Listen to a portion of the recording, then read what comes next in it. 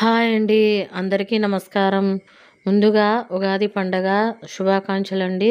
ఉగాది పండగ సందర్భంగా నేను మన ఛానల్లో కొత్త రెసిపీ చిలకడ దుంప లేదా కెంజిగడ్డలని అంటారండి. వాటితో భక్షాలు తయారు చేసుకునే విధానం చూపిస్తానండి. తయారు చేసుకునేదానికి 5 గంటల ముందు మైదా పిండి మనము కలిపి పెట్టుకోవాలండి. ముందుగా ఒక కడాయి పెట్టుకోవాలండి. అందులో శుభ్రంగా కడిగి పెట్టుకున్న 4 గింజగడ్డలు పెట్టుకోవాలండి. వాటికి సరిపడమైన మనము నీళ్ళు వేసుకోవాలండి. హాఫ్ బాయిల్ చేసుకోవాలండి. మనము ఈ విధంగా ఉడికాయండి. ఇప్పుడు మనము స్టవ్ ఆఫ్ చేసుకోవాలండి. స్టవ్ ఆఫ్ చేసుకున్న తర్వాత ఒక బౌల్లోకి వేసుకుందామండి. కాసేపు ఆరబెట్టుకోవాలండి మనము. ఇంత లోపల మనము హాఫ్ కప్పు బెల్లం వేసుకుని 1/4 కప్పు చక్కెర వేసుకొని కొద్దిగా వాటర్ వేసుకొని గట్టిగా పాకం మనం తయారు చేసుకోవాలండి. అది తయారయ్యే లోపల ఒక మిక్సీ జార్ పెట్టుకొని అందులో కొద్దిగా పచ్చి కొబ్బరి, కొద్దిగా జీడిపప్పు, కొద్దిగా ఎండు ద్రాక్ష, కొద్దిగా పుచ్చకాయ గింజలు, కొద్దిగా గుమ్మడికాయ గింజలు వేసుకొని గ్రైండ్ చేసుకోవాలండి. మళ్ళీ 2 యాలక్కాయలు వేసుకొని గ్రైండ్ చేసి పెట్టుకోవాలండి. పాకం ఈ విధంగా గట్టిగా తయారైందండి. ఇప్పుడు స్టవ్ ఆఫ్ చేసుకోవాలండి. ఇప్పుడు ఆరబెట్టుకున్న గెంజిగడ్డలకి పైన తోలంతా నీట్గా తీసేసుకోవాలండి. కొంచెం కూడా ఉండకూడదు. మనకు అంతా నీట్గా తీసుకుని ఒక బౌల్లో వేసి పెట్టేసుకోవాలండి. బౌల్లో వేసి పెట్టుకున్న గెంజిగడ్డల్ని మెత్తగా మనము నలుపుకోవాలండి. ఎక్కడే కానీ గట్టిగా ఉండకూడదండి. అంతా మెత్తగా పేస్ట్ లాగా నలిపేసేయాలండి. బాగా ఈ విధంగా నలుపుకోవాలండి మెత్తగా.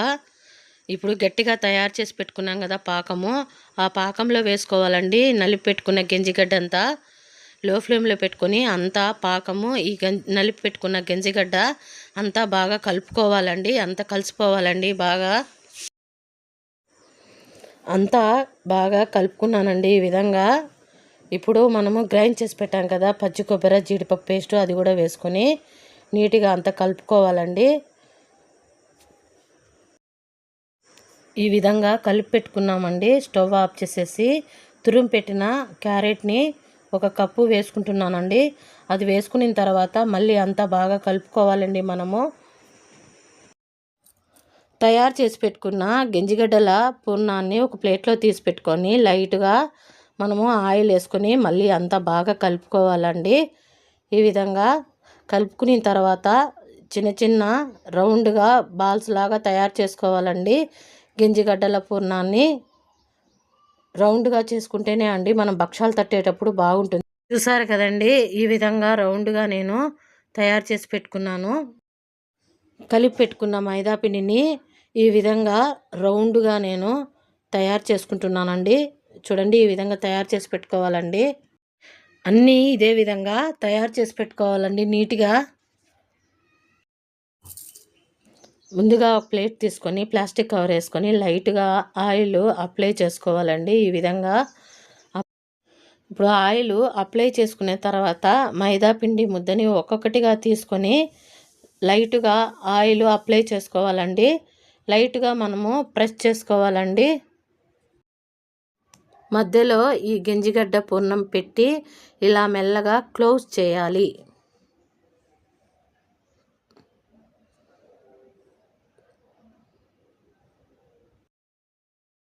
చూడండి ఎంత సాఫ్ట్గా ఉందో. అసలు కష్టపడాల్సిన అవసరమే లేదండి. చేత్తోనే ఇలా పల్చగా ఒత్తేయచ్చు. కొత్తగా నేర్చుకునేవారు కూడా దీన్ని చాలా ఈజీగా చేయగలరు. స్టవ్ ఆన్ చేసుకొని మీడియం ఫ్లేమ్లో పెట్టుకొని పెనం పెట్టుకోవాలండి. పెనానికి లైట్గా ఆయిల్ అప్లై చేసుకోవాలి. అప్లై చేసుకున్న తర్వాత తయారు చేసి పెట్టుకున్న భక్షాలు ఒక్కొక్కటిగా కాల్చుకోవాలండి.